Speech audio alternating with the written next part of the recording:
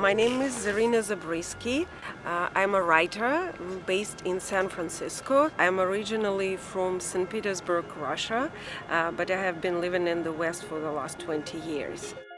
The way I came across combat propaganda or military propaganda was actually imposed on me when I was studying in St. Petersburg State University.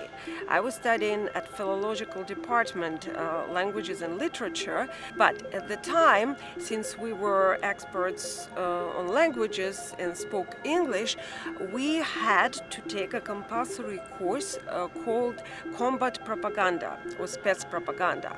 We had to go in a separate building, in a separate part of the building that wasn't accessible to anybody else, and it was a high security.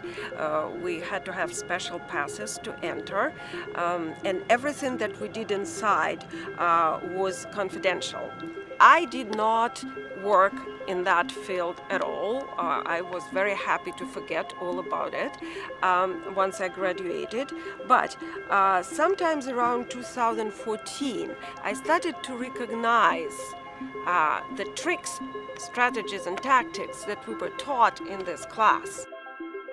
This is not a propaganda per se as people imagine it. When I say propaganda, you probably imagine the big poster from World War I or World War II with a funny-looking Hitler or Stalin and somebody kicking his butt, and cartoons or posters or maybe radio with a booming voice calling people to do something. This is very outdated and obviously doesn't exist anymore because even a child can spot it. I wouldn't even use the word propaganda anymore. What we're talking here is more a mind war, which in turn is a part of a hybrid war. And it's a strategic measure, a special operation that uses a mix of psychological techniques.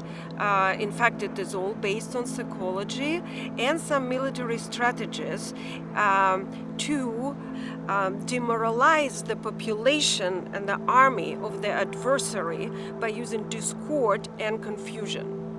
These days, it is a very sophisticated science that, for example, was used by the Cambridge Analytica here in England and in the United States, micro-targeting the special groups, breaking population into interest groups, and sending the nuanced message. Of the people you're targeting, you can nuance your messaging to resonate more effectively with those key audience groups. The modern combat propaganda would identify a group, say British Jews, right, and would deliver the anti-Muslim message, introducing the danger of external enemy and of the immigrants coming into the United Kingdom and taking over their jobs, presenting the security risks, and so forth.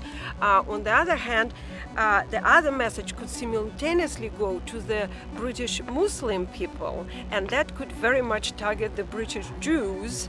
At the same time, there would be messages going to the neo-Nazi groups and very left radical, say Marxist or Trotskyist group. And for each one, the message would be altered and arranged in a way that it would reach and push this group a little bit more towards the extreme.